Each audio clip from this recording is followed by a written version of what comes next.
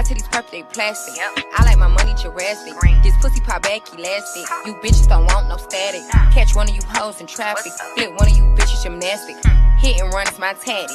Y'all be reaching, I'm grabbing. Wait, nigga, I'm bagging. Hi Luxers, welcome back to my channel. For those of you passing by for the first time, my name is Kristen Moore, and here we discuss everything to do with beauty, fashion, and lifestyle. If any of these topics is something that you're interested in, please feel free to subscribe, and don't forget to turn on the notification button below. Ding ding. And for those of you returning, thank you so much for the support. Love, it's been real. Thank you so much. And for some of you that have not subscribed yet, please don't forget to subscribe. Right. So let's get right into it.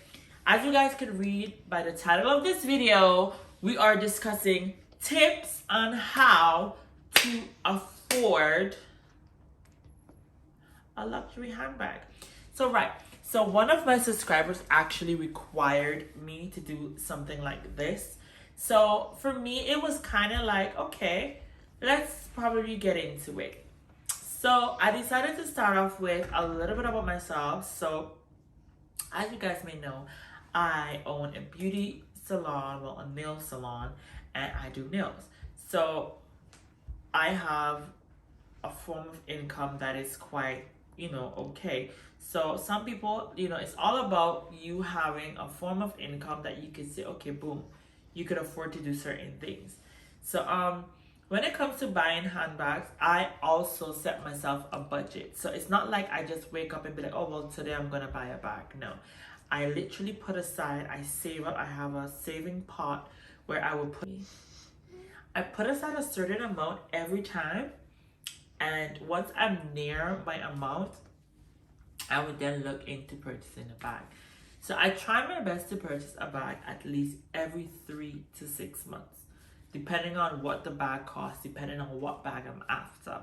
So it's all about you budgeting yourself and knowing, what budget to budget, how to budget yourself and how to save yourself.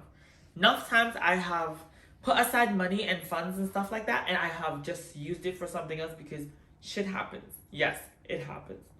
However, we're not only here to discuss that. I'm not trying to tell you guys some sob story as to how to and make any differences. However, there's a lot of ways that you could go about getting yourself to afford a luxury handbag. I would say my motto is, if you can't afford it more than 3 times, if it's not sitting more than 3 times in your account, don't buy it. Depending on the bag, I would say minimum twice. If you can't buy it twice, then don't bother buying it at all. That's kind of my motto, what I go by for myself. So with no further ado, I think another thing you guys should do, for those of you that have probably a 9 to 5 or, working a job where you're limited to a salary, I would say find yourself a side hustle. There's so many side hustles that you guys could do nowadays. You have e-commerce, you have trading, you have Avon reselling, you have selling products. If you have a talent, find your talent. If your talent is a talent that you could make money from it, like let's say baking cake, doing catering, cooking on weekends.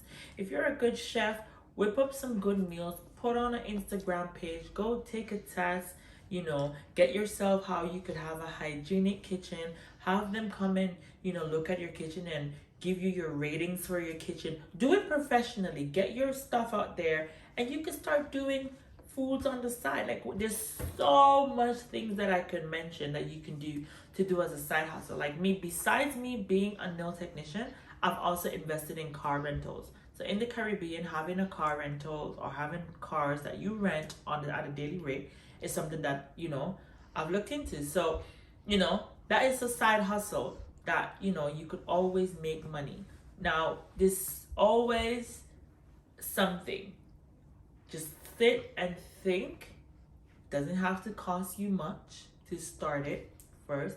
2, you don't need much of an investment. 3 is something that you can do part-time, but you have to be consistent. So finding a side hustle is something that I definitely, advise to do. Also, you need to have separate accounts for your bag money. I have separate accounts. So if there's not enough money in my bag account, in the account where I used to buy my bags, I am not buying it. Although sometimes I do look through my fingers and be like, oh, I really want it. I mean, if you get that fairy call, you're gonna run and get it. But I mean, but try to be, respect it and have principles and be serious, Be serious about not going in your pot unnecessary, even if you don't have enough. Let's say if your pot have 1,500, but the bag costs 2,800, you're gonna run and spend an extra 1,300 from your pocket, or putting it on your credit card. It's not wise. I, however, do use credit cards at times when it's very last minute, but I try my best to pay it off as soon as possible, right? So another advice I would say is figure out your budget per year. So I like to say, well, my budget per year, I would like to say is somewhere between 5 to 10K. That's my budget per year. Although I surpass it numerous times, I always try my best to set a budget. Budget is important. Why? Because then you know for a fact that you won't surpass it. Because there's other things that you would like to do rather than, just buying handbags and stuff out there. So another thing I would say, anytime you're getting gifts and stuff, birthdays, anniversaries, whatever the case may be, whether you're single or with a partner, all of us do have celebrating moments. I would always ask for monetary gifts. So whether it's from my significant half or whether it's from my mom or my dad or my friends, I always tell them, you know what, if you don't know what to get me, just grab me a gift card or send me the money, ching, put it in a nice little card or whatever, So I always say to them, just give me that, monetary gifts, and that money I would always put towards something. So if I'm not mistaken, I think it was my birthday the year before or the year before, 2020. Yeah, I got monetary gifts from most of my friends, and I put all that money together and I purchased myself my Hermes blanket. So it worked out to be my gift from all of my friends. So it's all about, asking for monetary gifts. That's another form of adding and saving towards your next luxury purchase. And you could also, some bank accounts has a roundup chip. So every month, money is being set aside, so you don't really feel it. So if you spend something for £1.39, the remainder 61 pence would go into that account. Or if you it just rounds it up to a round figure and it puts the round up in your pot.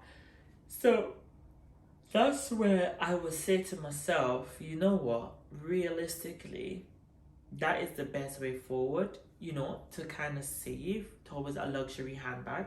So forgive me, guys. So at the end of the day, after all is said and done, it's always good to, keep those in mind. And those are just some of my tips that I have for you guys in order for you guys to think about how to go about purchasing your next luxury handbag or your first luxury handbag. It's all about saving. What you do want to keep in mind is that nowadays with luxury houses, things always go up. So you want to be mindful of the time space that you want to save up for this bag, because you might end up in a situation where I've seen before where I would go into store and I would find out the price of something, or I would look it up online, and by the time I did go into store, which happened to me with one of my Gucci Marmots, at the time I think the Marmots was $12.50 for the medium size, and it happened to me one time with my Gucci Marmot. So what happened was when I checked it, it was $12.50. By the time I got there to the store to pick it up with $12.50 in my hand, it was $13.60. So it went up, I think, by something like 10% or something like that. So you want to be mindful as well as to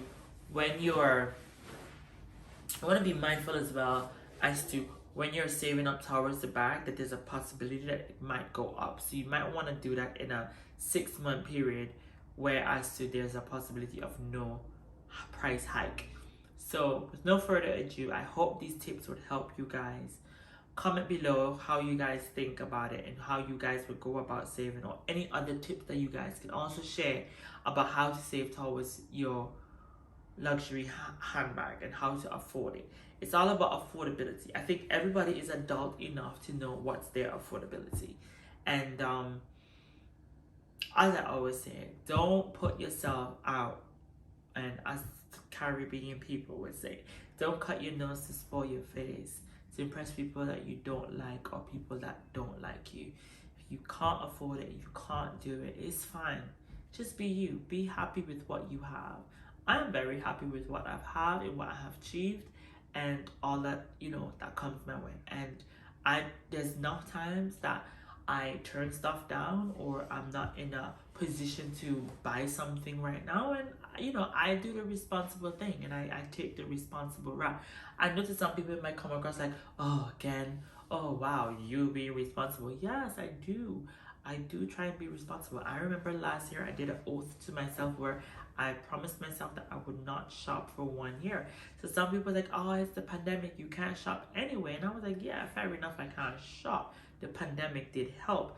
But realistically, the good thing was from 2019 October to 2020 October, I did not purchase not one thing for myself. So it's all about discipline. It's all about keeping to that discipline and disciplining yourself. It's not only about buying. Also, self-disciplinary is amazing. It's the greatest thing to have. So, no further ado, thank you guys for tuning in. Hope you guys like this video. Please give me a thumbs up or a thumbs down, however you guys may feel. And until we meet again, bye.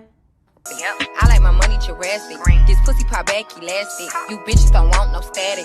Catch one of you hoes in traffic. Flip one of you bitches gymnastic. Hit and run is my tatty. Y'all be reaching, I'm grabbing. Wait, nigga, I'm bagging.